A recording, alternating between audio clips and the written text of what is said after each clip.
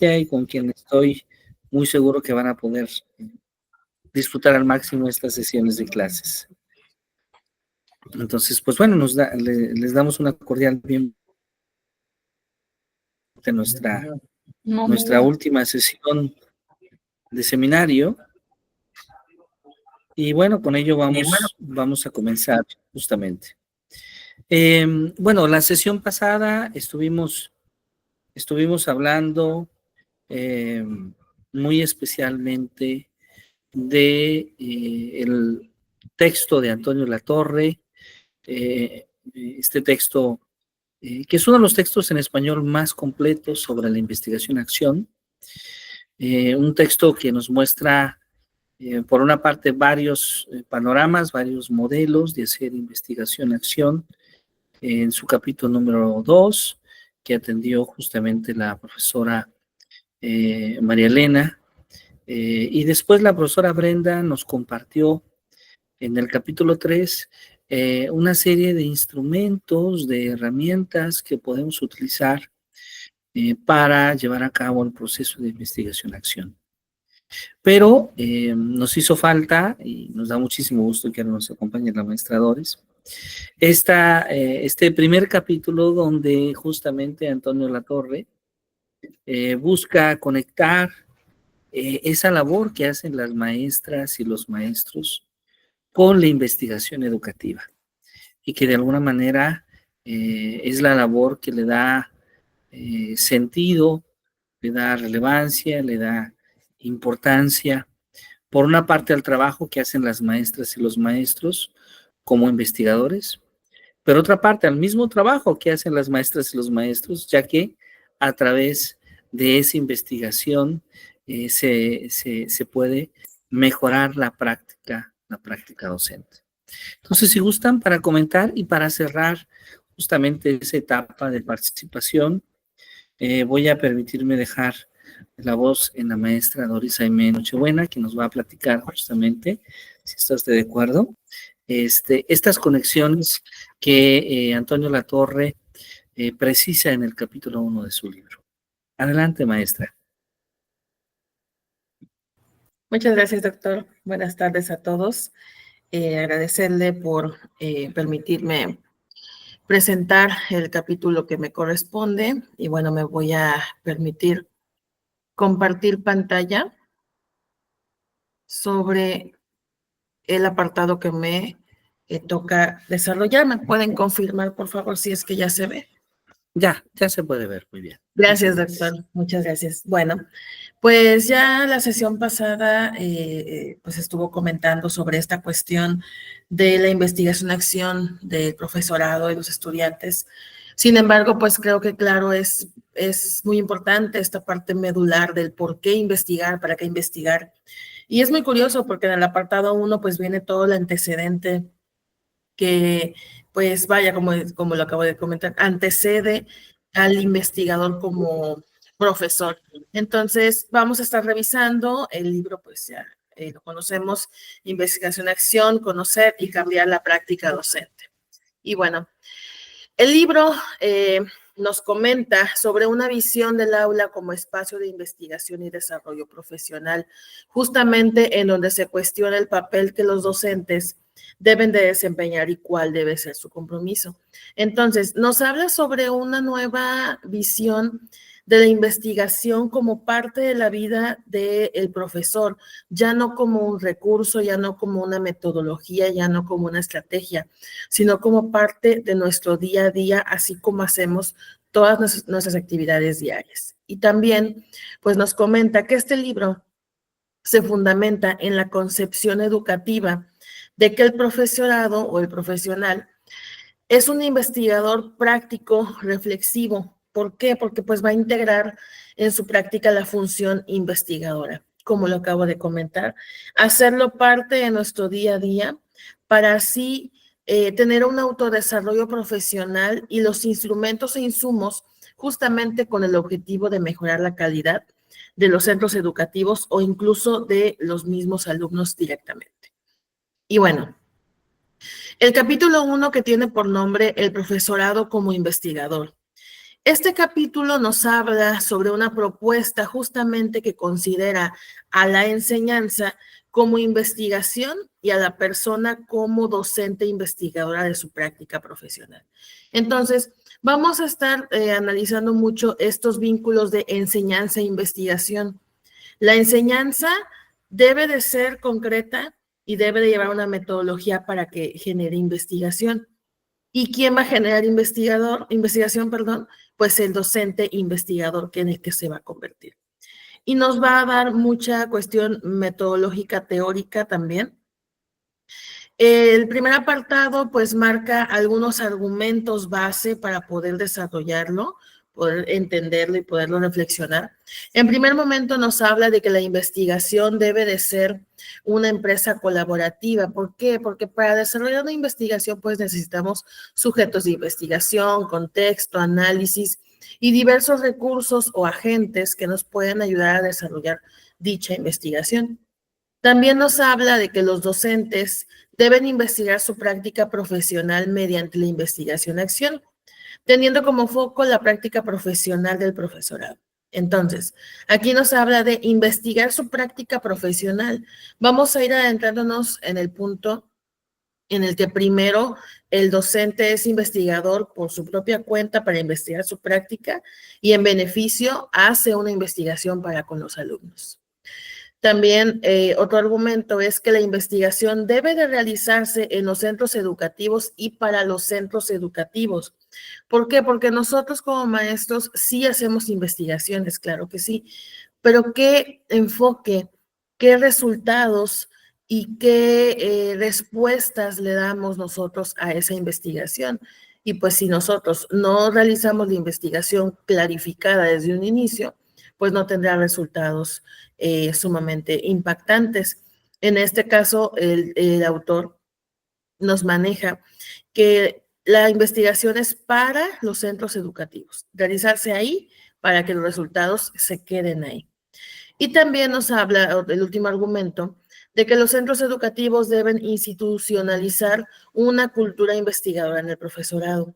No solamente es el actuar docente, sino también la cultura institucional y las políticas integrales que tienen las escuelas, pues deben estar encaminadas a que el docente debe de ser un docente investigador, no solamente que lo ocupe como necesidad, sino como parte de su día a día. Y bueno, algunos de los apartados que tiene este capítulo, comenzando con la enseñanza e investigación, una nueva relación. Normalmente creemos o creíamos que la enseñanza y la investigación siempre van de la mano. Sin embargo, el autor lo maneja como que son actividades que han coexistido de maneras separadas y yo me puse a pensar, dije, ¿por qué? Si se supone que pues siempre van juntas. Y haciendo el análisis, pues sí, como que nos damos cuenta de que a veces no lo hacemos pues como debería. ¿Por qué? Porque nos habla de la debilidad de las técnicas de investigación. Y aquí, pues ponernos a pensar, los instrumentos o las técnicas que yo aplico, realmente los aplico de manera correcta, tienen resultados positivos en mi escuela o los utilizo para qué, en beneficio de qué. Entonces, es una debilidad porque si no tenemos claro el problema, la necesidad o la situación a investigar, pues obviamente estas situaciones no se van a aplicar de manera concreta. También nos habla de una elección errónea de los problemas de investigación. Y yo de repente le comento a mis alumnos, sí hay problemas en las aulas, claro que los hay, pero hay que jerarquizar los problemas. Y a veces no todo problema es problema, a veces puede ser una necesidad o a veces se puede resolver mediante una gestión muy ligera. Entonces, es enfocar el problema de investigación también. También nos habla de las diferencias conceptuales entre el profesorado y quienes lo investigan. Entonces, aquí lo que conocemos los maestros y cómo lo vamos a desarrollar con las personas o los agentes investigadores. Y también la escasa atención que se ha prestado a la forma en que los resultados de la investigación se vinculan a la práctica educativa. ¿Por qué? Porque normalmente cuando nosotros hacemos investigación, no procedemos a veces a llevarlo a cabo dentro del aula o dentro de la escuela. A veces se puede quedar que lo llevamos a cabo nada más en el aula y no trastoca la cuestión institucional. Entonces, no se vinculan los resultados de la investigación a la práctica educativa en sí. Y pues continuando, algunos subtemas de este capítulo nos habla sobre la enseñanza como actividad técnica. Aquí nos habla de que la investigación educativa se concibe como un proceso racional y metódico de metodologías, dirigido a lograr un conocimiento objetivo y verdadero sobre la educación. Y aquí señala que la enseñanza es un fenómeno totalmente natural que puede ser observado, descrito, analizado de manera rigurosa y cuya aspiración es formular teorías científicas capaces de establecer hipótesis referidas al aprendizaje. Pues en sí, la esencia de la enseñanza es generar conocimiento en los estudiantes y que sean estos conocimientos significativos que para que ellos puedan resolver problemas en diferentes contextos. Y también el autor nos lo marca, que es formular, teorías científicas para dar respuesta a esos interrogantes que nosotros de repente tenemos en el día con día de nuestra labor docente. Y desde este modelo de la investigación-acción, que él lo marca como un proceso-producto, la enseñanza es vista como una actividad lineal donde las conductas del profesor, que son las consideradas causas, y tienen relación con el aprendizaje de los alumnos, que son los efectos. Entonces, nuestra labor docente es la causa de una situación y el aprendizaje de los alumnos es el efecto a nuestro desenvolvimiento y conductas para con ellos. También nos habla, pues, que se enfatizan las acciones del profesorado frente a juicios profesionales, describiendo la enseñanza como la identificación de series de conductas que en un profesor pues se van reproduciendo una y otra vez de una clase a otra. Entonces, esas acciones sobre estos juicios profesionales que nosotros de repente tenemos sobre qué hago, cómo le hago, para qué lo hago, pues la enseñanza nos ayuda justamente a delimitar o incentivar ciertas conductas que nosotros tenemos como maestros, que nos damos cuenta si nos sirven o no con los alumnos o con los niños. Continuando, otro apartado, otro subtema que nos marca el autor, la enseñanza como actividad investigadora. Entonces, la enseñanza se concibe como una actividad investigadora. La enseñanza como una actividad y la investigación como una actividad autorreflexiva. Entonces, la enseñanza es una actividad investigadora, y la investigación como una actividad autorreflexiva con el objetivo propio de mejorar nuestra práctica docente. La enseñanza, entonces, deja de ser un fenómeno natural y se construye, se conduce a un fenómeno social y cultural. ¿Por qué? Porque nos enfrentamos a una práctica social meramente compleja, construida e interpretada y realizada meramente por el profesor. Nosotros como maestros pues nos adaptamos directamente a las necesidades tanto de nuestros alumnos como del contexto. Entonces, es por eso que se vuelve o se construye en un fenómeno social y cultural, obviamente pues para beneficio también de nuestra práctica. Y es así entonces como la enseñanza deja de ser una técnica, un saber aplicar de la teoría justamente para constituirse en un proceso reflexivo sobre la práctica docente. Y eso nos va a llevar pues a una mayor comprensión de prácticas y contextos institucionales. Entonces, la enseñanza deja de ser una acción rutinaria, la enseñanza deja de ser una técnica que es el conjunto de acciones que lo estábamos revisando la diapositiva pasada. ¿Por qué? Porque nos empezamos a meter a la cuestión de la teoría para hacer con esto un proceso reflexivo y así tener una mayor comprensión de las prácticas y de los contextos.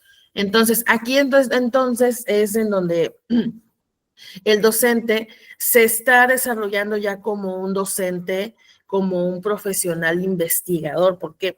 Porque nos estamos dando cuenta de los beneficios que tiene incluir la investigación dentro de nuestra práctica. También nos habla que la investigación del profesorado necesariamente requiere integrar la investigación y enseñanza, que es la práctica educativa, la esencia. Esta característica pues proporciona una verdadera oportunidad para el desarrollo del personal docente. Entonces, la investigación del profesorado sí o sí pues se tiene que integrar a nuestra práctica educativa. ¿Por qué? Porque nos proporciona una oportunidad tanto del desarrollo docente como del autodesarrollo profesional, en beneficio de quienes, de nuestros alumnos y de las instituciones.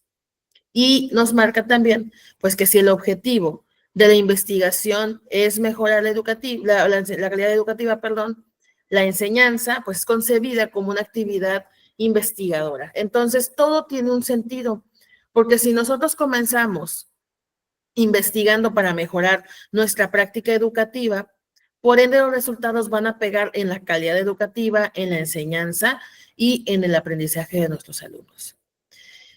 Nos habla también de la propuesta como investigación, que se constituye en una modalidad totalmente pedagógica de innovación y cambios, pues que responden a las nuevas imágenes de formación y profesionalización del profesorado. Y esto, pues puede ser una alternativa al modelo tradicional de la enseñanza. Ojo, aquí me llamó la atención porque nos marca que puede ser una alternativa.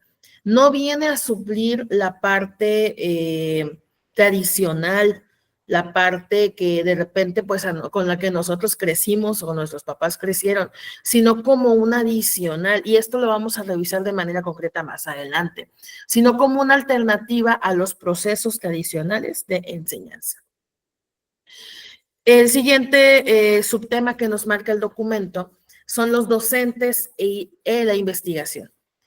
Y nos empieza a marcar algunos autores, por ejemplo, algunos que ya están muy marcados en el documento, que es Dewey en 1933, pues nos comenta que criticó la naturaleza del desarrollo educativo, señalando su tendencia justamente a proceder reactivamente a saltos acríticos de una técnica a otra. Entonces, esta crítica, pues la comenta como una alternativa al preceder que propuso justamente que el profesorado aprenda a moverse en sus propias ideas e inteligencia, por lo que defendió que debería ser consumidor y generador, perdón, de conocimiento. Entonces, si el docente dice pues que se va a manejar y va a realizar investigación de sus propias ideas y su inteligencia, pues bueno, él tiene la experiencia y los insumos propios.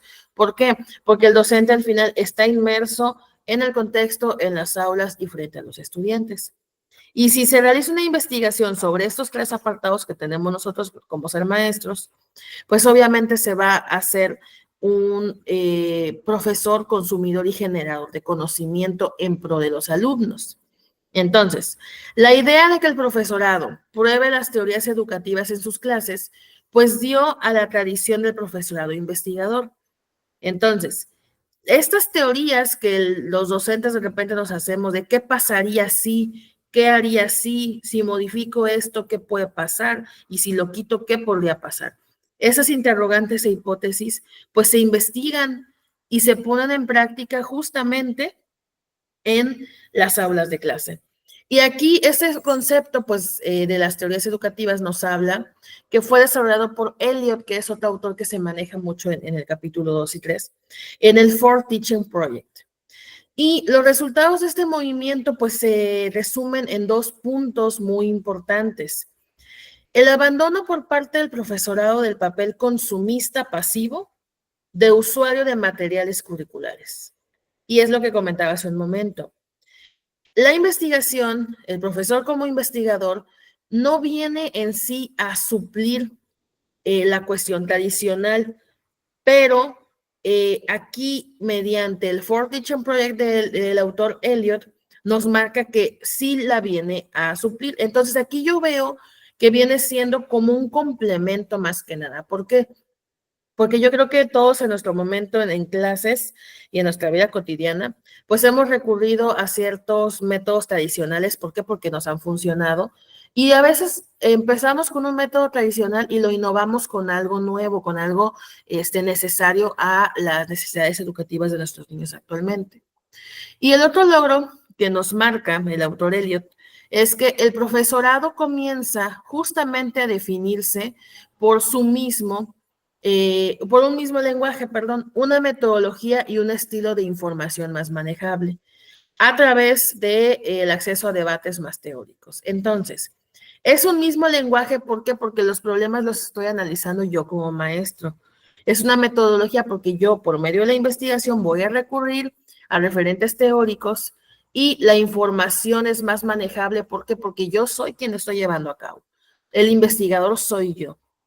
No me lo está diciendo una teoría y esa teoría no la entiendo. ¿Por qué? Pues porque no lo estoy poniendo en práctica. Y en este caso, el profesorado justamente en el mismo lenguaje de investigación es como realiza esta cuestión investigativa.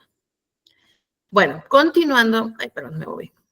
Continuando con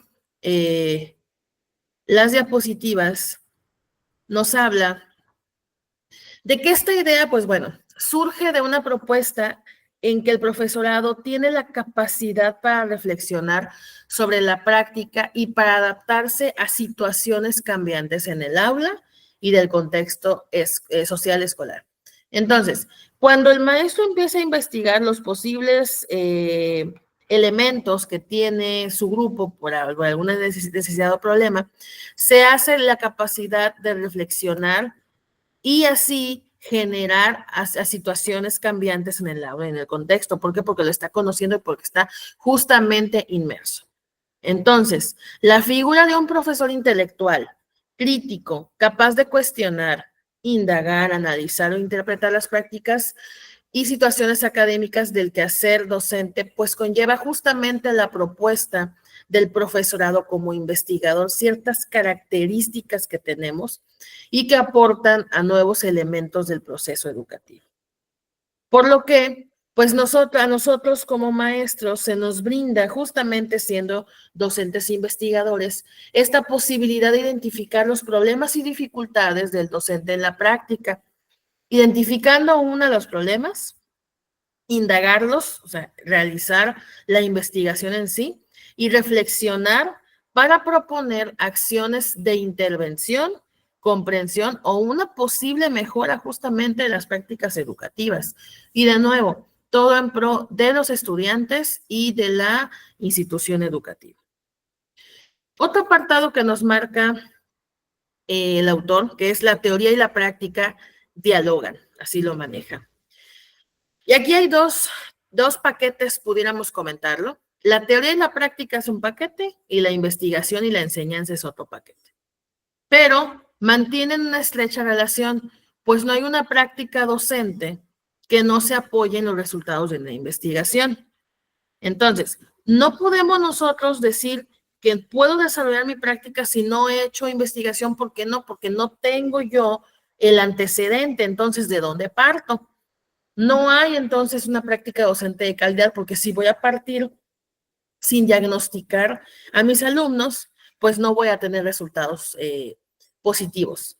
Y también nos habla entonces de que la investigación que no encuentra en la práctica el canal y el espacio natural para indagar, analizar y aplicar sus resultados. Entonces, la investigación se desglosa, se desarrolla, se desahoga en la práctica docente de manera natural, porque es ahí en donde están los problemas.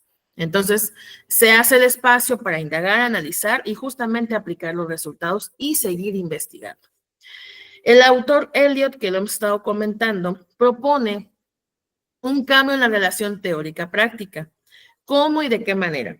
Pues él propone, pues, el ver la práctica como espacio de aplicación de la teoría, para considerar que la reflexión sobre la práctica revela la teoría inherente a la misma y permite teorizar sobre la práctica. Entonces nos dice, la práctica va a ser el espacio, justamente como lo comentaba, donde se va a desahogar la teoría. Y una vez que se desahoga la teoría y se aplica, se reflexiona sobre lo que se hizo y revela si la teoría estuvo bien, estuvo mal, y permite justamente teorizar la práctica. Esto sí, esto no, puede que funcione así, puede que funcione así. Y también otro apartado que nos marca es el conocimiento educativo, el conocimiento del profesorado. Nos marca un concepto que es el que está a continuación sobre por conocimiento educativo. Se entiende justamente como el conjunto interrelacionado de teorías implícitas, saberes sobre la educación y de valores educativos que se generan a partir de los procesos de reflexión sobre la práctica docente. Y estos están caracterizados por la habilidad para manejar los procesos interactivos del aula y afrontar las situaciones problemáticas que se presentan.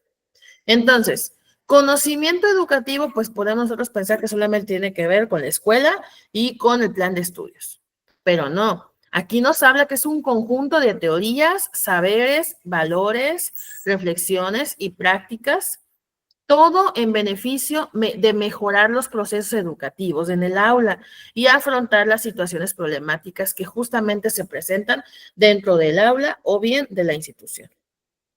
Nos marca dos autores, Bruce y Russell, en 1992, que ellos mencionan que el conocimiento educativo tiene ciertas características. Nos dicen que es generado desde la práctica en diálogo con profesionales reflexivos.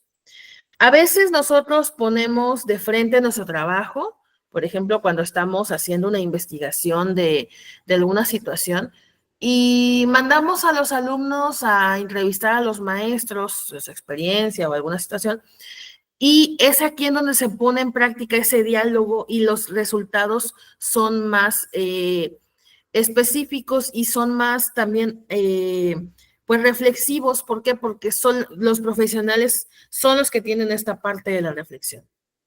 También nos habla de que es construido por el profesorado al investigar su práctica. El conocimiento no es previo, no es durante y no es post, no tiene un espacio determinado, sino que puede ir yendo, puede ir mejorando, puede ir incrementando al investigar la práctica. Y la práctica no la investigamos durante lo que hacemos, lo podemos hacer antes, durante o después. También nos habla que de alguna forma, pues describe lo que ocurre cuando los docentes tratan de lograr o mejorar el aprendizaje del alumnado. ¿De qué manera, por medio de todo lo que involucra el conocimiento educativo, pues nosotros podemos mejorar o lograr un mejor aprendizaje por medio de la investigación? También nos dicen pues que es un conocimiento que se adquiere de la experiencia, justamente al reflexionar sobre los procesos educativos que tienen lugar en el aula. Entonces, si nosotros no investigamos y no ponemos en práctica, no ponemos a prueba y no erramos o no tenemos resultados, pues no tenemos experiencia docente y no podemos decir que tenemos conocimiento educativo porque no estamos haciendo la esencia de ser docente, que es la práctica educativa. También pues nos habla de la naturaleza dialéctica, pues se inicia y sustenta de contradicciones y se prueba y desarrolla en la práctica a través del diálogo. Yo puedo decir como maestro, esto no me va a funcionar porque estoy viendo a los niños, pero si realizo una investigación, si la aplico, puede ser que sí. Y se hace justamente esa contradicción. ¿Por qué? Porque se pone a prueba y se desarrolla a través de diversos factores, en este caso el diálogo, que podemos nosotros concientizar a nuestros alumnos de ciertas cuestiones y así podemos nosotros tener una práctica educativa positiva con ellos. El siguiente apartado nos habla de la reflexión en la acción, de la epistemología de la práctica educativa. Y nos maneja otro autor que es Sean, en 1992, y pues señala que existen dos tipos de racionalidad, la racionalidad técnica y la reflexión en la acción, y después el autor Antonio Latorre menciona otra que ahorita la vamos a estar revisando.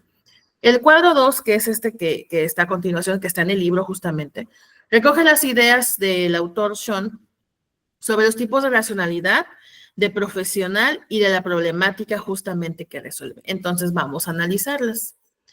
Aquí nos habla de la racionalidad técnica y la reflexión en la acción, ¿sí? Algunas de las características que tiene cada una, pues son las siguientes. De la racionalidad técnica nos habla de que considera al profesor como un experto técnico, un experto en las acciones que desarrollamos. Los profesionales se ocupan de resolver problemas a través de la aplicación de teorías y técnicas científicas. Entonces, detectamos los problemas y mediante la aplicación de las teorías nosotros podemos resolver o atacar ciertas situaciones. El profesor pues ve los problemas como procesos instrumentales. Bueno, este problema que tengo en el aula, ¿de qué manera me ayuda y cómo lo puedo sustentar, fundamental para tener resultados específicos?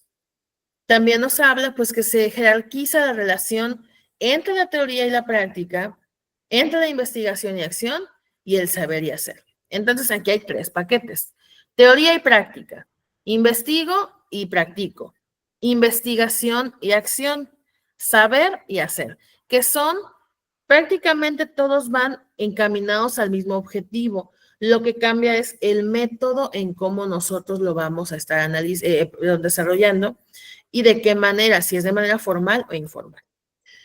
Y también nos habla como última característica, pues de que la actividad profesional consiste justamente en resolver problemas instrumentales de forma rigurosa a través de la aplicación de la técnica y la teoría científica. Entonces, problemas instrumentales tienen que ver con esta cuestión de todo lo que involucra ser un maestro y todo lo que requiere en la parte instrumental, académica o administrativa, también mediante la aplicación de la teoría y la técnica. Y ahora pasamos a la reflexión en la acción, que es realmente pues lo que resalta mucho más el autor. Nos habla de que el profesional es una persona práctica, reflexiva. ¿Por qué? Porque hace y reflexiona sobre lo que hizo. También nos habla, pues, que ser profesional implica ocuparse justamente de redefinir situaciones problemáticas prácticas. Entonces, redefinir situaciones que nosotros tenemos, problemas que nosotros tenemos justamente en nuestra práctica. ¿Cómo lo voy a redireccionar o cómo lo voy a modificar o cómo lo voy a cambiar el camino para que ahora sea así? También ser profesional es ser una persona capaz de examinar y explorar nuevas situaciones. Bien sabemos que el docente no se puede cerrar a decir, es esto porque yo creo, porque yo digo, no. Para eso justamente es la apertura de la investigación-acción, para conocer nuevos campos, nuevos métodos, nuevas teorías. También nos habla de que une a la teoría a la práctica, la investigación y la acción, y el saber hacer, que es parecido a la cuestión de la racionalidad técnica. La práctica profesional se concibe como actividad investigadora. Ahora, como lo comentaba creo que desde un inicio, nosotros debemos entender que la investigación ya no es un recurso que puedo agarrar de que hoy sí investigo, mañana no. Voy a investigar nada más con esto, pero con lo demás no, porque no. Entonces, nos habla de que ya es una actividad dentro de la práctica profesional, así como hacemos la enseñanza de manera natural, la investigación también debe darse de manera natural. Y por último, nos maneja que la investigación supone justamente una conversación con la situación problemática en la que saber y hacer son indispensables. Entonces, el saber y hacer obviamente tienen que ver con la cuestión de la investigación. ¿Y dónde se sabe y dónde se hace? Justamente en la acción de la práctica docente. Y la racionalidad crítico-social que nos habla el autor Antonio Latorre, justamente rescatado por Carr y Kemis, que también son autores que se manejan en el apartado 2 y 3, pues en 1988 nos dice que esta perspectiva aporta nuevas imágenes de la enseñanza y del profesorado que complementan las ideas de Sean, que son las que acabamos de ver en este momento, sobre la reflexión, en la acción que hemos considerado en las situaciones pasadas. Entonces, justamente para esta perspectiva se agrega que la reflexión sobre la práctica y la adopción de una postura crítica frente a lo social son 2 formas de avanzar o tomar conciencia de los problemas. Entonces, lo primero, reflexión sobre la práctica. ¿Qué estoy haciendo? ¿Cómo lo estoy haciendo? Y adopción de una posición crítica. Bueno, si estoy viendo que esto no me funciona, ¿qué tengo que hacer? Si esto no me está llevando a ninguna situación, ¿qué tengo que modificar? Frente a la cuestión social que son, pues, nuestros alumnos en sí. Y nos habla también, pues se considera la dimensión crítica en tanto que el profesorado concibe su práctica como una problemática. Y este proceso va más allá de la comprensión y el conocimiento vulgar y cotidiano. Entonces, una dimensión crítica, y sabemos que el pensamiento crítico no es positivo ni negativo, depende de cómo es que se vaya a desarrollar. Entonces, concibe su práctica como un problema porque sí, debemos a veces nosotros de ser muy críticos y entender que nuestra práctica docente tal vez no está siendo la mejor y que puede mejorar mediante la investigación-acción. Y para ir cerrando, bueno, para cerrar justamente este primer capítulo, pues nos habla que la investigación-acción como una metodología del profesorado como investigador. Y nos empieza a adentrar justamente sobre la estrategia metodológica para hacer más adecuada la realidad del concepto de que el profesor debe ser investigador y la enseñanza como una actividad para generar investigación. Nos marca justamente el cuadro 3, que es el ciclo de la investigación-acción, donde pues el proceso de reflexión en la acción se constituye de un proceso de investigación dentro de la acción. Entonces, vamos de nuevo. La reflexión en la acción. ¿Cómo yo reflexiono durante lo que estoy haciendo? Y en un proceso de investigación, porque lleva una metodología dentro de la acción. El ciclo de la investigación se configura en torno a 4 momentos o fases, que tiene que ver con la planificación, que es el plan de acción, en donde nos dice, pues, ¿qué es lo que estoy haciendo? ¿Qué voy a hacer, perdón? ¿Qué es lo que voy a hacer? ¿Cómo lo voy a hacer? ¿Qué necesito? Este es mi problema, ya lo diagnostiqué, esto es lo que debo de atacar primero y jerarquizar. Después viene la cuestión de la acción, donde dice, bueno, de lo que ya investigué, que ya determiné cuál es mi problema, ¿qué voy a hacer? Primero esto, primero el otro, esto sí, esto no, esto me va a ayudar, esto no. Después, la observación en la acción. Una vez que ya se aplica lo que nosotros planeamos, viene esta cuestión de qué hice, cómo le hice y por qué lo hice, me funcionó, no me funcionó. Y por último, viene la cuestión de la reflexión. Y en esa reflexión, pues nos habla de ya lo que hice, cómo le hice, bueno, ¿qué voy a hacer con eso? ¿Qué voy a hacer con eso que ya hice, con eso que ya apliqué? Si me salió bien, si me salió mal, si me salió más o menos. Bueno, en un siguiente plan de acción, porque es un proceso cíclico de acuerdo a las flechas, bueno, de esto que no me funcionó, ¿qué voy a quitar? ¿Qué voy a poner? ¿Qué voy a modificar? ¿Qué voy a reducir? ¿Qué voy a incrementar? Entonces, como es un proceso cíclico, sigue la investigación, acción dentro de toda la cuestión del profesorado como investigador dentro de la práctica docente. Y a partir de aquí, pues empieza ya la cuestión de la metodología de investigación-acción que tiene que ver pues con los siguientes apartados. Y bueno, pues esto es en relación al apartado 1, doctor Jesús. Y pues si existe alguna duda o alguna situación, pues claro que estoy al pendiente. Muchas gracias, maestra Doris. Bueno, creo que ha expuesto con todo detalle todos los contenidos que se abordaban en el apartado. Y bueno, es en este apartado justamente donde desde diversas perspectivas, como las de Kemis, las de Carr, las de John Eliot, las de otros autores, hacen mucho énfasis en esta conexión entre la docencia y la investigación y cómo se convierte la investigación-acción en una metodología que no solamente nos permite hacer investigación educativa, sino que realmente busca transformar la práctica de los docentes. En nuestro país, las escuelas normales, las universidades pedagógicas nacionales han fomentado el uso de esta metodología. Y bueno, quiero decirlo, en nuestro programa de doctorado lo estamos viendo, pero no va a ser la única perspectiva que tengamos a lo largo del programa, porque si bien es cierto que la investigación-acción es una de las metodologías más utilizadas para investigar en educación. Desde luego que no es la única. Y cuando hacemos una valoración sobre qué tan apegada está esta metodología con respecto al conocimiento científico, debo decirlo que hay autores que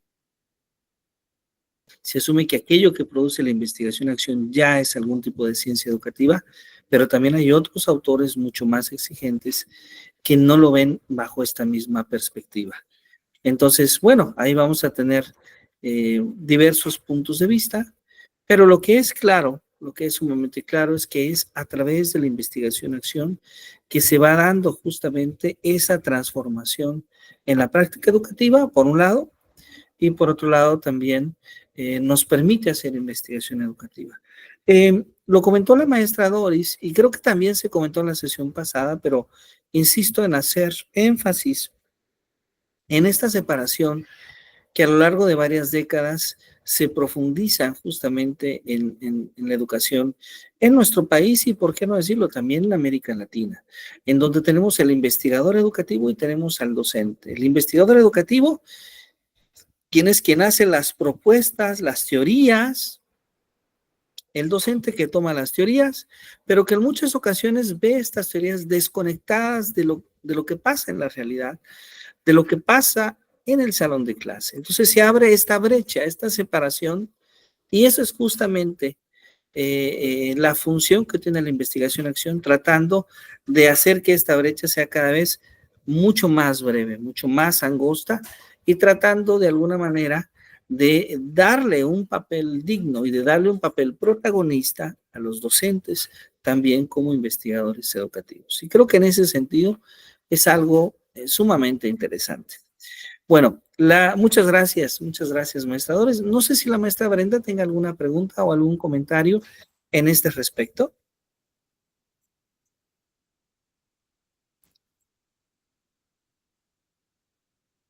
Bien, parece que no. Lo que sigue es, eh, vamos a analizar algunas reflexiones que aparecen en investigadores de habla española. Particularmente, seguramente han escuchado hablar de la UNED, es la Universidad Nacional de Educación a Distancia, una universidad española que al menos para América Latina resultó con un gran liderazgo desde los años 70 en adelante. ¿Sí? Hoy en día ya muchísimas instituciones educativas trabajamos en línea, estamos en un programa de doctorado en línea, pero hace tan solo unas 4 décadas no podíamos decir eso.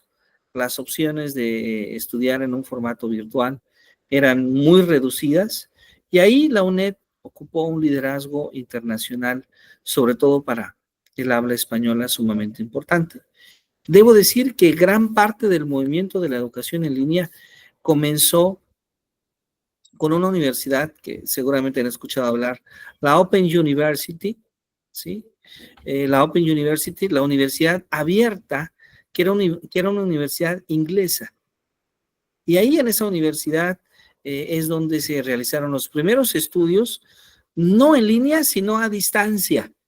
Y maestra Brenda, era algo muy curioso, porque las personas se inscribían, enviaban su inscripción a través del código postal, tardaba un par de meses, llegaba la inscripción y llegaba un pequeño texto, un pequeño manual, y ese pequeño texto era de la primera materia. Entonces no había plataformas, no había Google Meet, no había Zoom.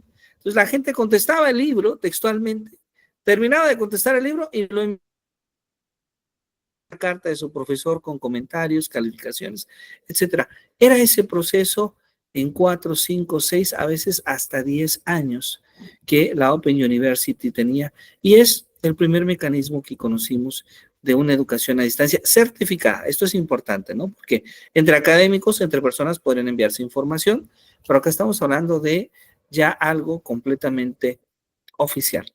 Bueno, hoy en día es algo mucho más simple porque podemos conectarnos desde nuestras casas, pero La Open University fijó ese liderazgo internacional. Después, en español, aparece la UNED.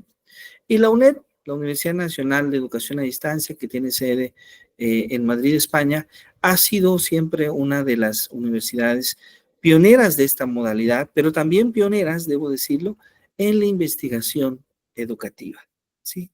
También pioneras en la investigación educativa y, de hecho, para esta universidad, en muchas ocasiones, el profesor Antonio Latorre ha colaborado, pero el día de hoy tengo un pequeño video audiovisual que nos habla de una serie de reflexiones sobre la investigación cualitativa y muy particularmente sobre la investigación-acción. Es un video de poco más de 10 minutos. Les pido muchísimo su atención para que podamos tomar algunas ideas que ahora vamos a dialogar y a debatir. Dejo de compartir pantalla y entonces me permito compartir con ustedes este audiovisual que tal vez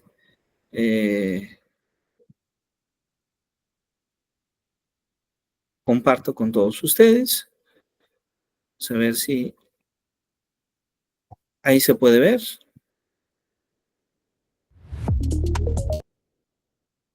Sí, doctor. Muy bien.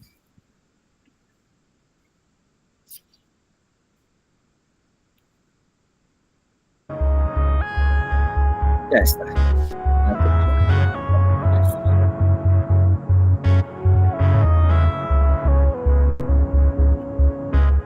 Sí existe un método de investigación y no solo existe un método de investigación, existen varios. En este sentido debemos de tener claro, debemos de recordar que la palabra metodología viene de los términos meta y odos. Meta, que significa pues eso, ¿no? Objetivo, lugar al que queremos llegar, y odos, que significa camino, es decir, el camino para llegar a un fin, a un objetivo, ¿no? Y en este sentido hay diversas metodologías, diversos paradigmas de investigación que son como si fueran lentes para acercarse a la realidad, cristales con los cuales analizar esa realidad que nos rodea, ¿no? Esa realidad social que nos rodea. En este sentido, los más usuales pues son, sin duda alguna, el cuantitativo y el cualitativo, ¿no? Que en muchas ocasiones yo incluso recomiendo a mis estudiantes que traten de conjugarlo, que traten de armonizarlo, es decir, son complementarios. Tú puedes analizar una realidad social tanto desde una perspectiva cuantitativa, es decir, a través de tratamientos estadísticos, tantos por ciento, moda, mediana, etcétera, etcétera, que te va a dar muchos datos, pero que no van a ser tan profundos como sí lo van a hacer en muchas ocasiones la utilización de técnicas de corte cualitativo, es decir, el otro paradigma, el paradigma cualitativo, que es o que se basa fundamentalmente en impulsar las emociones, los estados de ánimo, las opiniones de las personas, donde tratamos sobre todo, o donde tratamos de buscar sobre todo la explicación de fenómenos sociales, ¿no? A través de los sentimientos de los propios interesados, ¿no? De las personas que están sufriendo o que están viviendo esas circunstancias sociales a diferentes niveles. Entonces, en ese sentido, pues no tenemos un solo método de investigación, hay varios. Ya digo que los más clásicos pues son el paradigma de corte cuantitativo y el paradigma de corte cualitativo.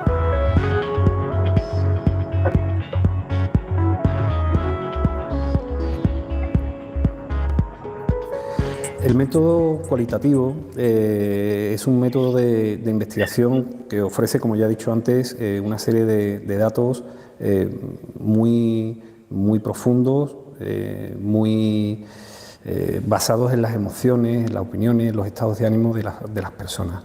Si de verdad queremos conocer los fenómenos sociales, el método cualitativo es seguramente uno de los más recomendables, sin duda alguna.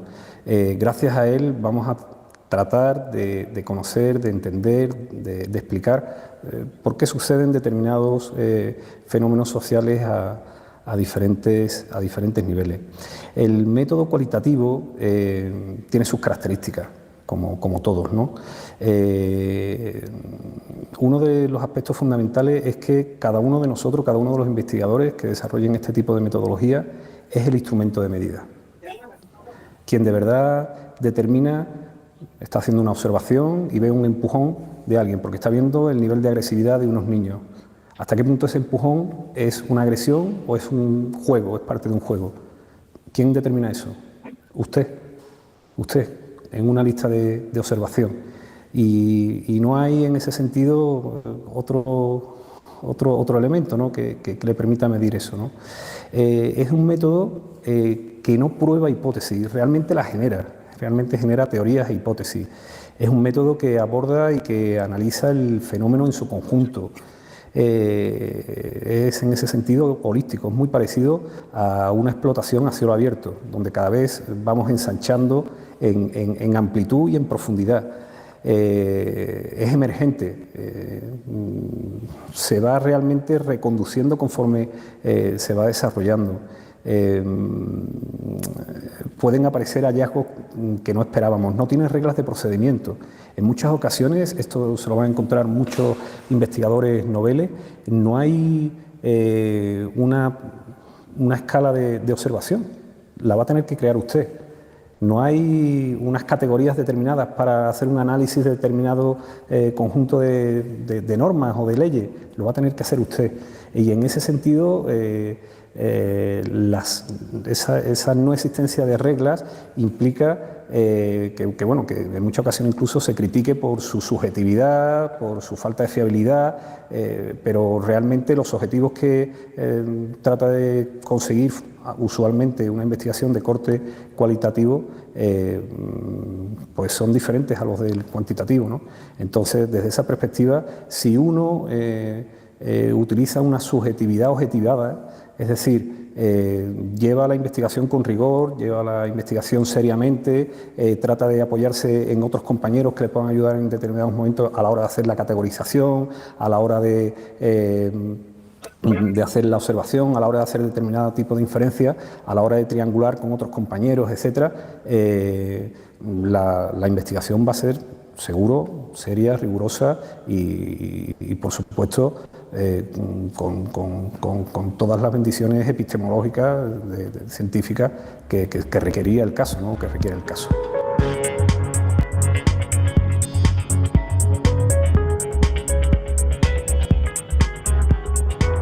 Las herramientas de la investigación cualitativa, de corte cualitativo, son muy variadas.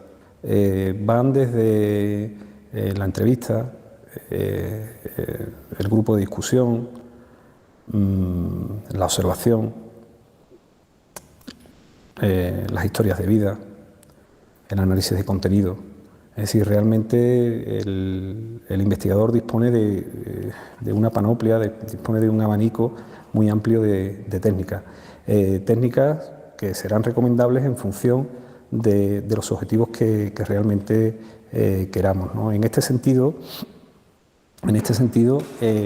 esa diversidad de técnicas hace que nos encontremos con una metodología de investigación con muchas posibilidades, con muchas variantes, con muchas alternativas para entender, para comprender, para tratar de explicar determinados fenómenos sociales, ¿no?, para profundizar, para meter el bisturí social en una determinada dinámica social.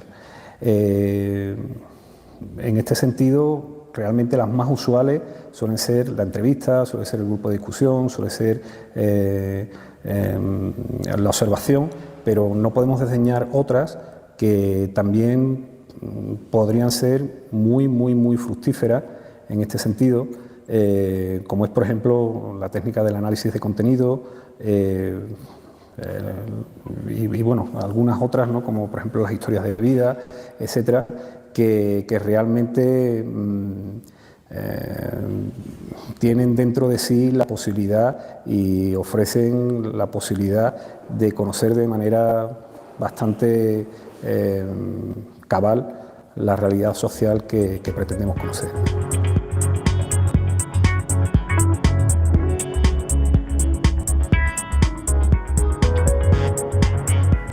Bueno, para alguien que vaya a empezar a velar sus primeras armas en este tipo de cuestiones, tenemos que decir que es importante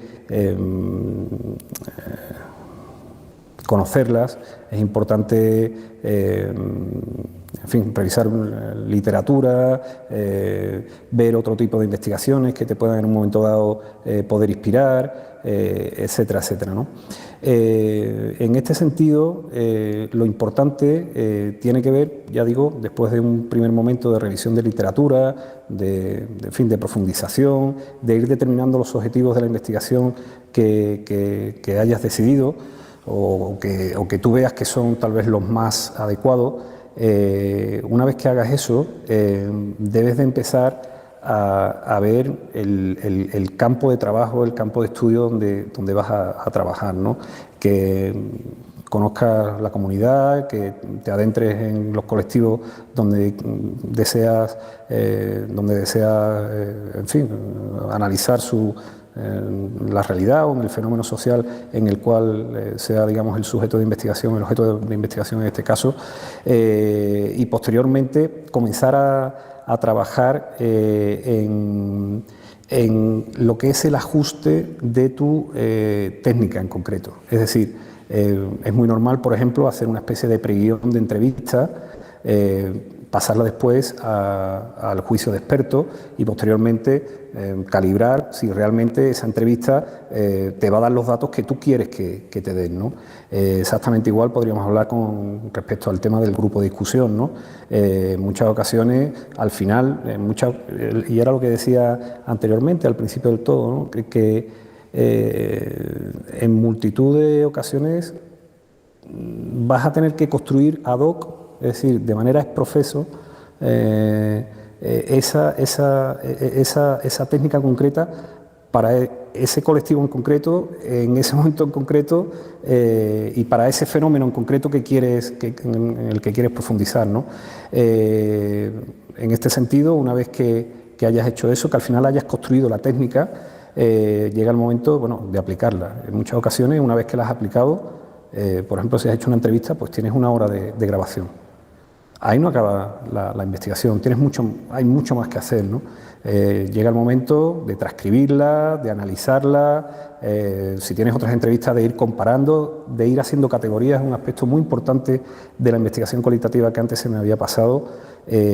Una investigación cualitativa vale lo que valen sus categorías. Las categorías son las dimensiones de lo que queremos ir estudiando, ¿no? De lo que queremos analizar. En este sentido, yo recomiendo un libro que les puede ser de mucha utilidad, se llama Investigación cualitativa, método y técnicas, de la profesora Gloria Pérez Serrano, si mal no recuerdo, editorial La Muralla. Y bueno, llega el momento de interpretar, en este caso, los discursos, de interpretar las opiniones, de interpretar esa entrevista que has hecho e ir sacando conclusiones, ir deduciendo, ir interpretando lo que se va diciendo. Ya le digo, comparando a lo mejor en otras ocasiones con otras entrevistas, etcétera, etcétera, haciendo categorías, en muchas ocasiones se tratan de hacer parrillas de análisis de contenido para ir viendo de una manera, en fin, más gráfica, más visual, en fin, por dónde van los discursos, etcétera, etcétera. Es decir, el camino que hay que recorrer es bastante largo, difícil, tortuoso, pero que desde luego merece mucho la pena, ¿no? Desde que empezamos con la revisión de la literatura, pasando por la construcción definitiva de la técnica, la aplicación de la misma, la reducción de los datos y, por último, ya la interpretación, inferencia, deducción, etcétera, etcétera, pues el camino es muy largo, pero al final sacaremos investigaciones de calidad, por supuesto.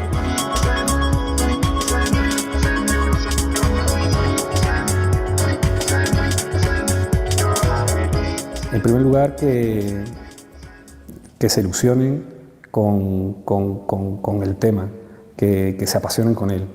Después que estudien, que hagan un estado de la cuestión, que analicen realmente el estado del fenómeno social que se pretende conocer. Profundizar, sin duda alguna, en la filosofía de cada una de las técnicas, atreverse.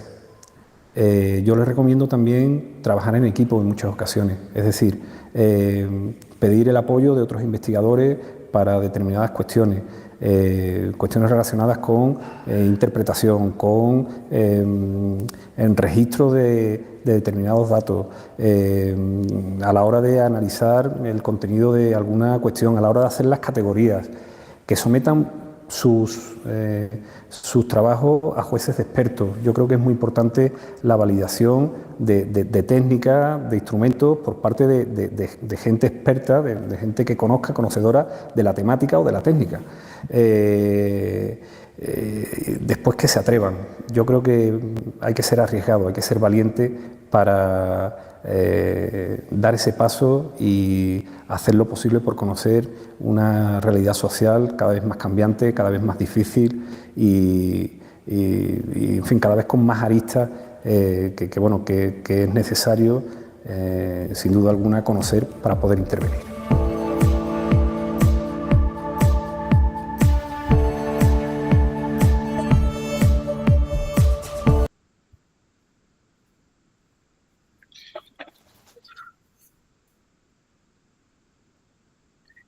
Muy bien, pues bueno, ahí tenemos justamente algunas reflexiones sobre la investigación cualitativa. Y bueno, solamente quisiera precisar que la investigación cualitativa es justamente, un tipo de investigación cualitativa es justamente la investigación participativa, ¿sí? Y luego dentro de la investigación participativa encontramos también la investigación acción. Entonces, lo que adelanto con ello justamente es el hecho de que la investigación cualitativa, la investigación acción es un tipo de investigación cualitativa. Existen otros tipos de investigación cualitativa. Esta en particular se convierte en la metodología más seguida por parte de las maestras y los maestros, pero desde luego podemos hablar de diferentes tipos de investigaciones.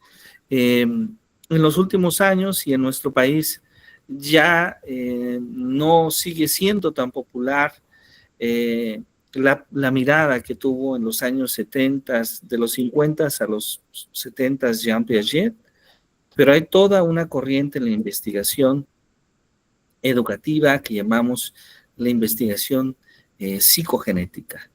También desde los años 70 hasta la actualidad, en diferentes partes del mundo se practica cierto tipo de investigación de corte histórico, social, cultural, donde uno de los principales representantes es justamente Lev Vygotsky.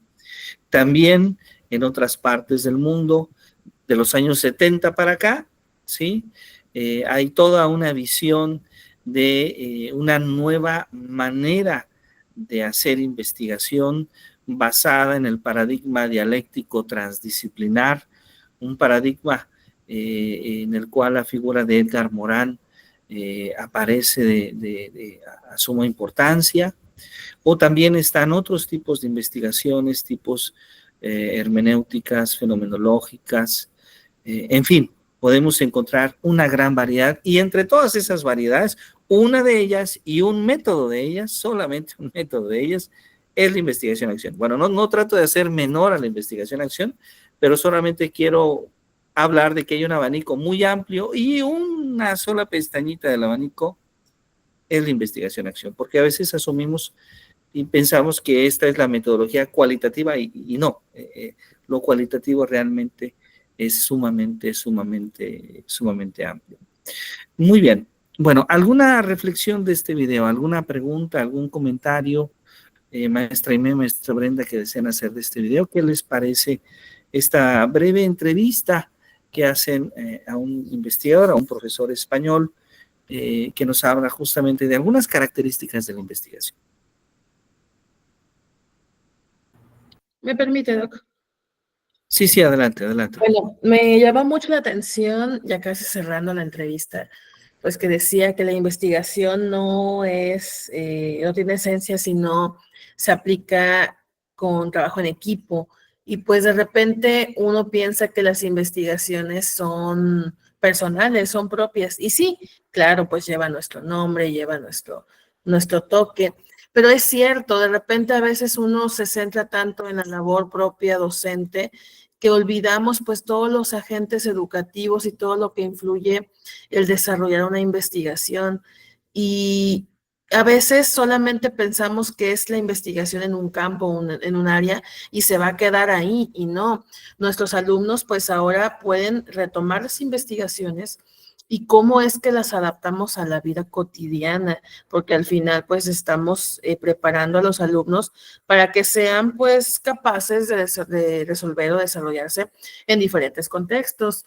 Y también me llamó mucho la atención pues el hecho de que así como nosotros nos estamos desarrollando como profesores investigadores, pues también debemos de hacer a los alumnos investigadores, que es sumamente necesario porque los alumnos pues batallamos nosotros para que los alumnos investiguen, analicen, reflexionen y toda esta cuestión metodológica del proceso de enseñanza-aprendizaje.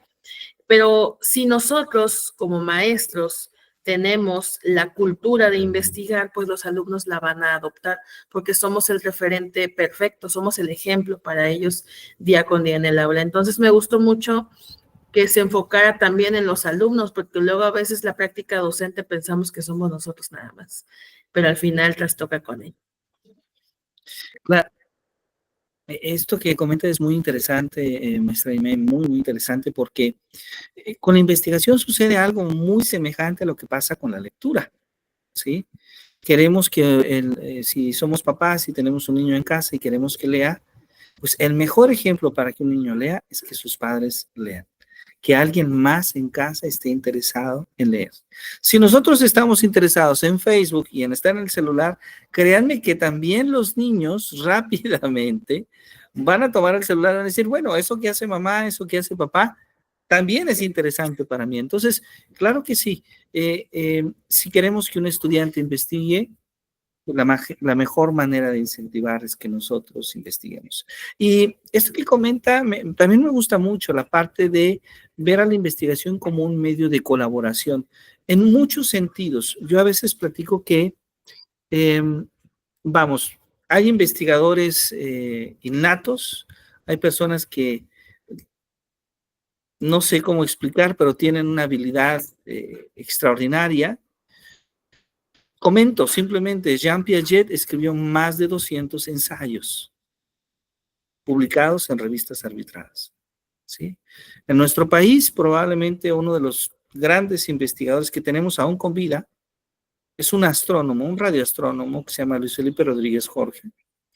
Y mientras que la vida de un buen profesor, de una buena profesora, y aquí quiero aclarar, porque a veces los números hacen que pensamos que no es así. Un buen profesor, una buena profesora en una universidad, en una escuela normal, en un instituto tecnológico, publicar entre 13 y 20 ensayos a lo largo de toda su vida.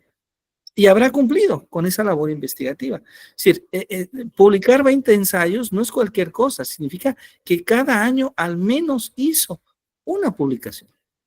Y hacer una publicación requiere en promedio de 2 a 3 hasta 4 meses. Esto significa que tuvo que dejar a mucha gente parada en el café, tuvo que dar poca atención a su familia, porque había que escribir. Entonces, esto es lo natural. De repente te puedes encontrar con un Luis Felipe Rodríguez que escribe 300, o con un Jean Piaget, como ya mencioné, que escribe un poco más de 200. Pero la mayoría de las demás personas no alcanzamos este ritmo, no alcanzamos a llegar a 100 publicaciones. Unos cuantos llegan a 100, unos cuantos sobrepasan 50. Y entonces la colaboración y la estrategia se convierte en un medio para avanzar, ¿sí? Por una parte, para desarrollar habilidades sociales, que es importante en el ser humano, para desarrollar comunidad y escuela, que es sumamente importante, pero también para avanzar en los procesos investigativos. Y yo creo que el mejor ejemplo lo digo de broma y lo digo con mucho respeto porque luego después estos videos pueden ser vistos, es la comunidad en el campo de la astronomía, ¿sí? Tengo un colega que es astrónomo y bromeábamos un día y decía, bueno, esto es muy extraño porque ustedes ponen, son como 20 o 25 autores en una observación.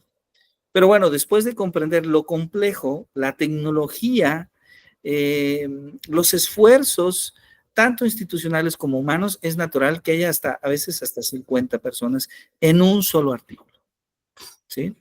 En el campo educativo casi nunca sucede esto. Hablamos de grupos de 5 personas, 6 personas, pero en otros campos sí puede haber una mayor cantidad de autores, ¿no? Pero ahí nos habla del trabajo en equipo, ¿sí? De este trabajo tan importante en el que no solamente desarrollamos nuestra investigación personal, sino que también desarrollamos investigaciones en grupo.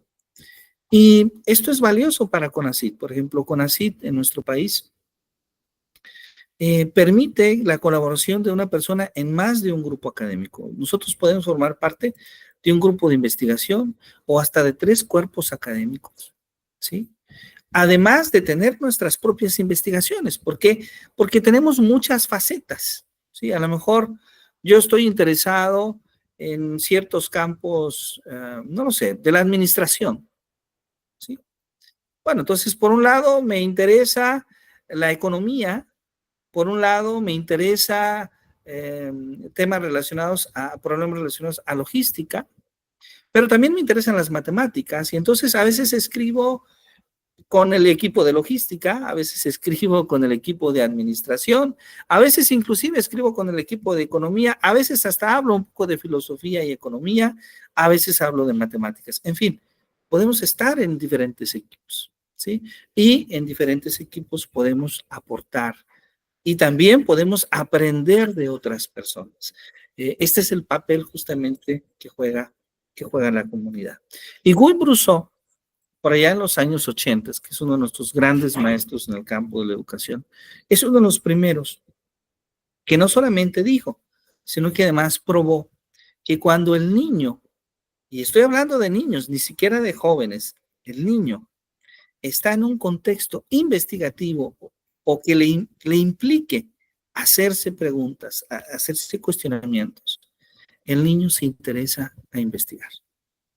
Y entonces Brousseau decía que lo mejor que podemos hacer para el niño es ponerlo en un contexto como si el niño estuviera en un salón de clase, pero ese salón de clase es también una sociedad científica, donde afirmamos, pero tenemos que dar pruebas de lo que afirmamos, donde es válido tener preguntas y donde inclusive el valor de las preguntas, de las buenas preguntas, es sumamente importante.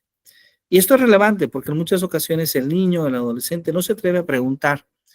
A veces los adultos no nos atrevemos a preguntar porque creemos que nuestras preguntas o están fuera de lugar o tal vez nuestras preguntas son muy básicas y alguien pueda reírse. Oiga, ¿por qué pregunta esto? Usted ya debería saberlo. No, realmente despertar y tener la curiosidad de la investigación es sumamente importante porque eso es lo que nos va a permitir desarrollar una vida productiva como investigador. Que por cierto, una vida productiva a lo mejor empieza un poquito antes del doctorado, pero el doctorado debería de ser esa puerta que nos garantice iniciar con una vida productiva.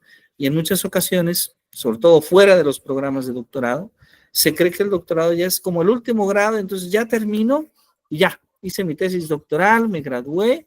No, acá es cuando apenas comienzan las actividades y no tenemos mucho tiempo, porque debo decirles que el promedio de los programas de doctorado tienen una edad de 44 años.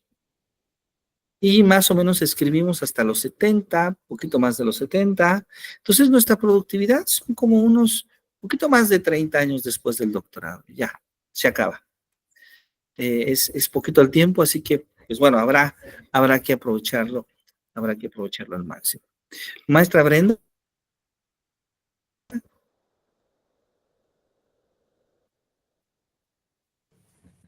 Bueno, pues, ¿qué me llama la atención de lo que platicaba el video del investigador? Pues que nos da como ejemplos, como por ejemplo habla de la metodología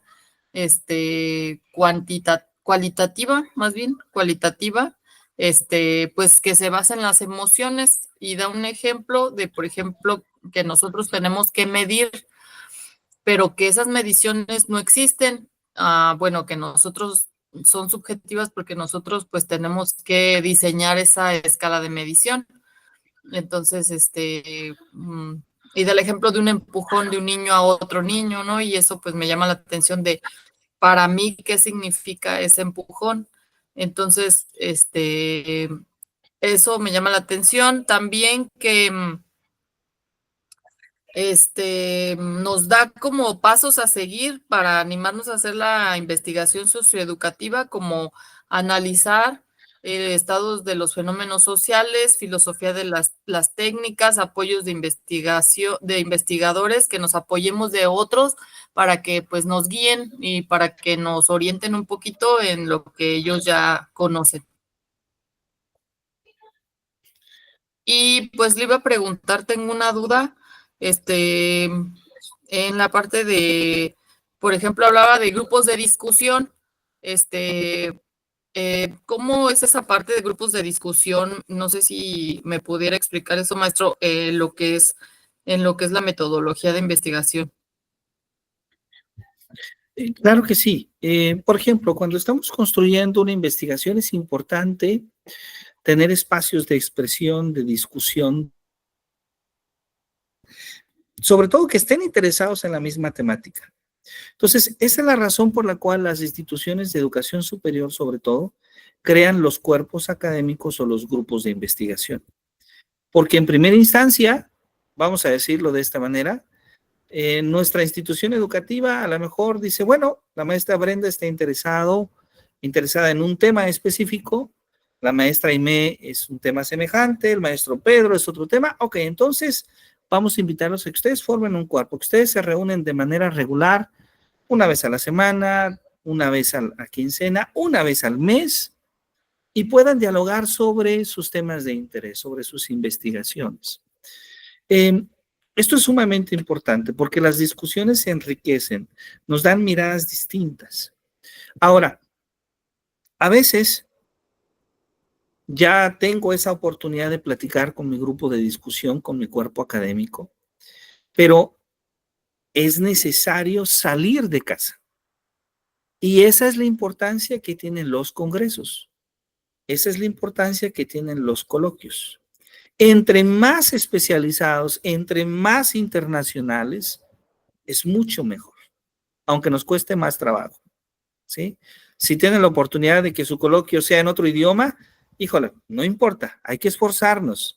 Si tienen la oportunidad de que su coloquio haya figuras o profesores en su campo de conocimiento de primerísima calidad internacional, hay que buscar en participar, hay que buscar entrar, pero sobre todo, no solamente escuchar, hay que atrevernos a hablar, hay que atrevernos a llevar la ponencia, ¿sí?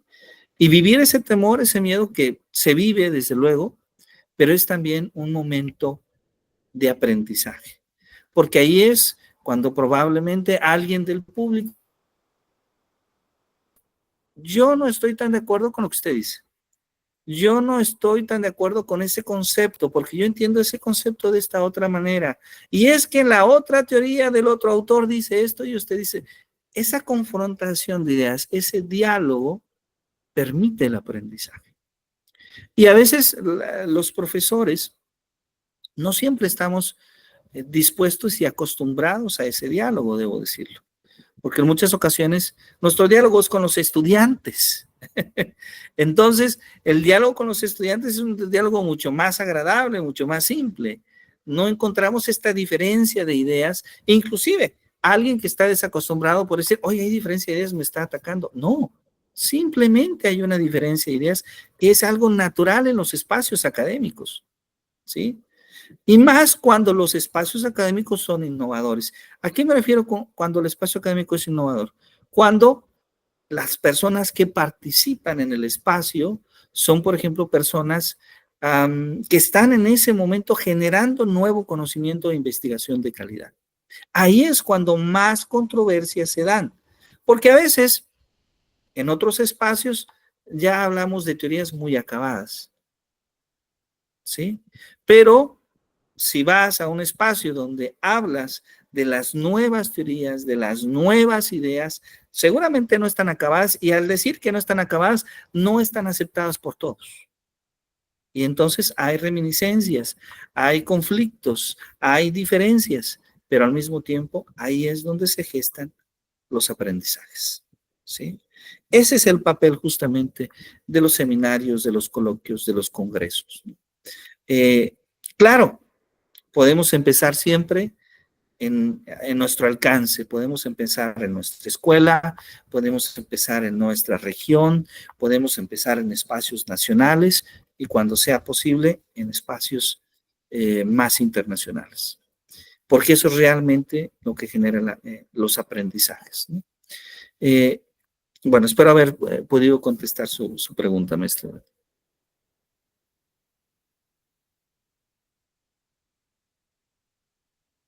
Sí, gracias. A usted, muy bien. Entonces, tenemos una tarea pendiente, pero me gustaría mostrarle la maestra María Elena no pudo acompañarnos, pero sí me envió por ahí su tarea y me gustaría compartir, con el permiso de la maestra María Elena, su ejercicio.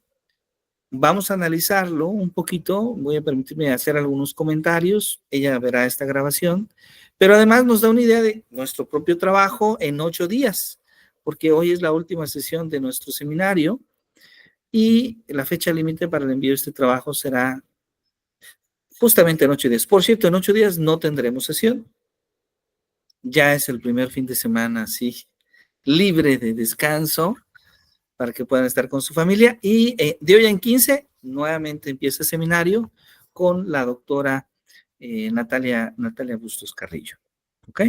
Entonces voy a permitirme compartir para ustedes, voy a apagar un poquito mi cámara y comparto con ustedes este documento que amablemente la maestra María Elena nos ha compartido. A ver si se ve allá. Ya se ve, ¿verdad? ¿Sí? Sí, ya se ve.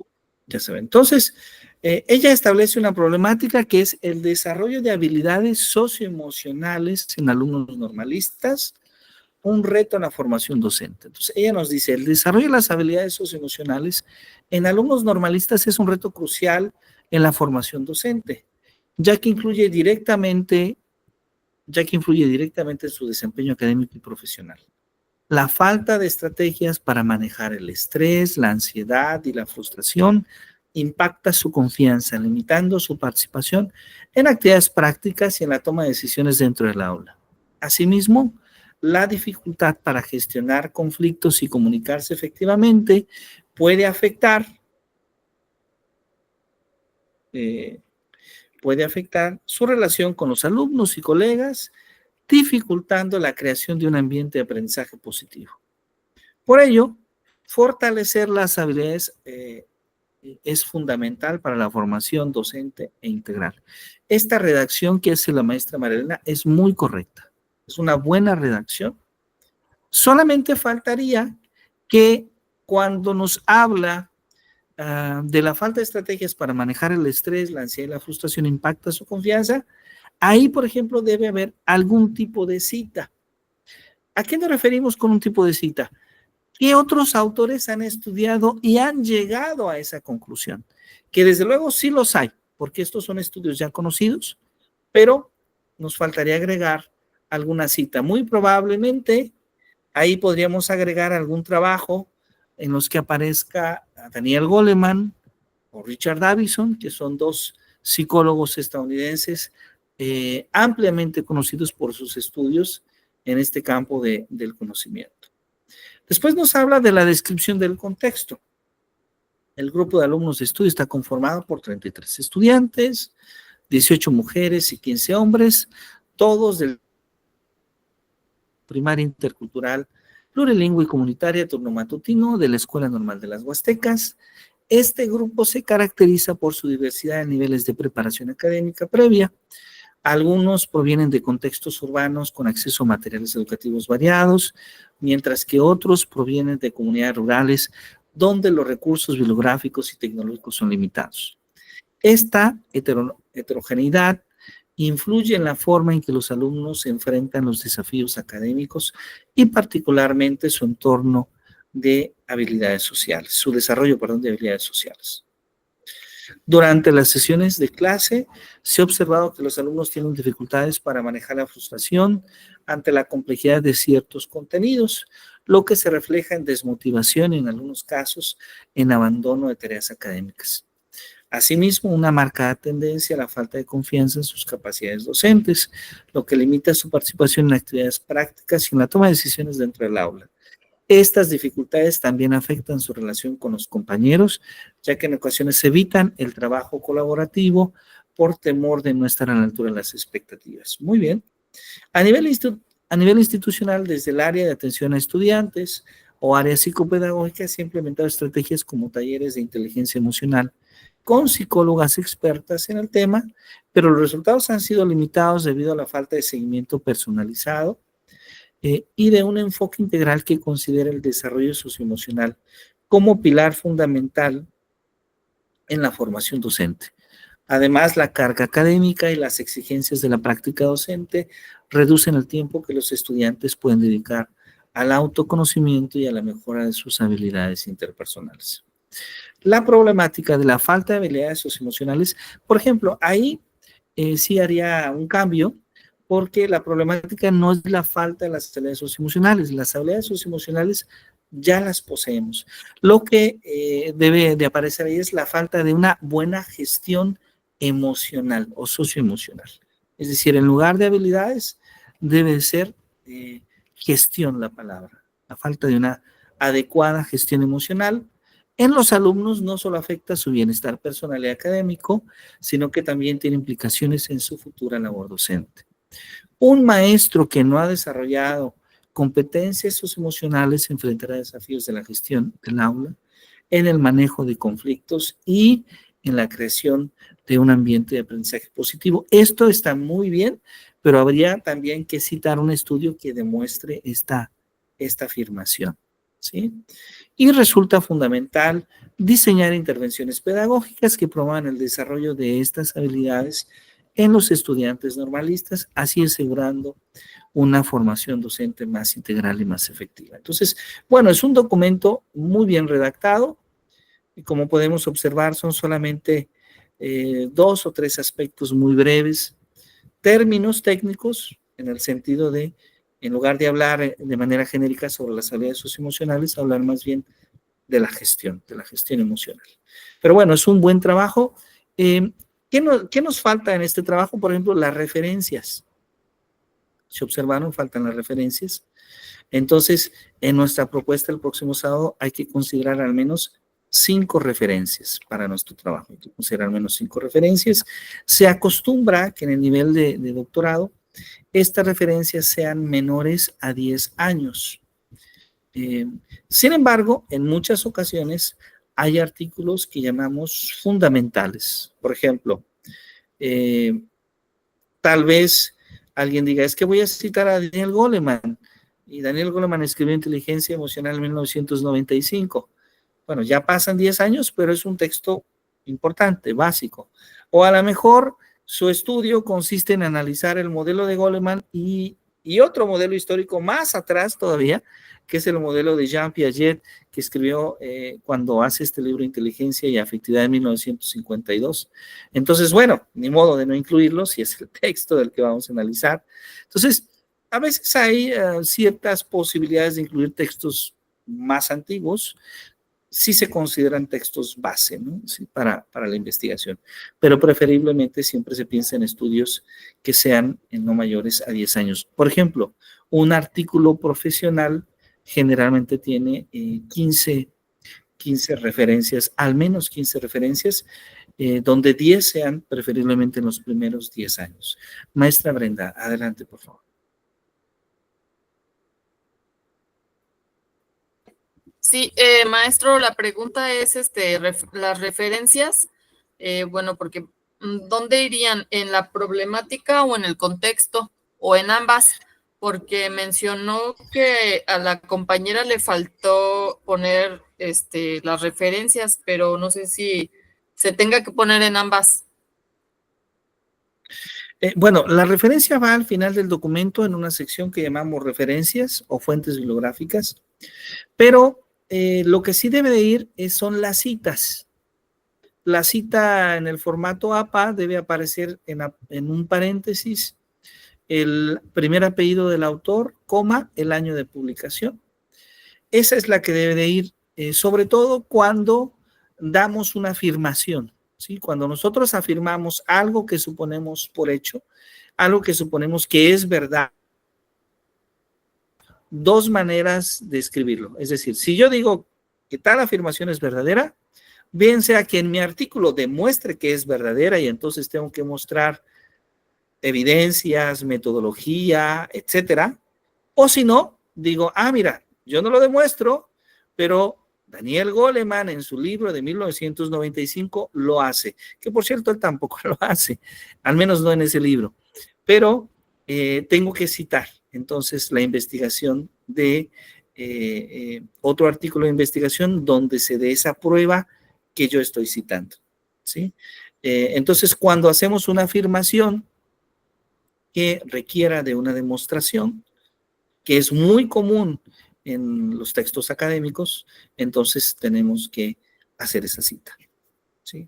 Y claro, en ese espacio, sea la introducción, sea el problema, sea el contexto, ahí ponemos la cita, aunque la cita completa, digamos, donde aparece el nombre del autor, el año de publicación, el título del libro o artículo y la editorial, estas ya aparecen en las referencias, en la parte final del documento. ¿Sí? Muy bien.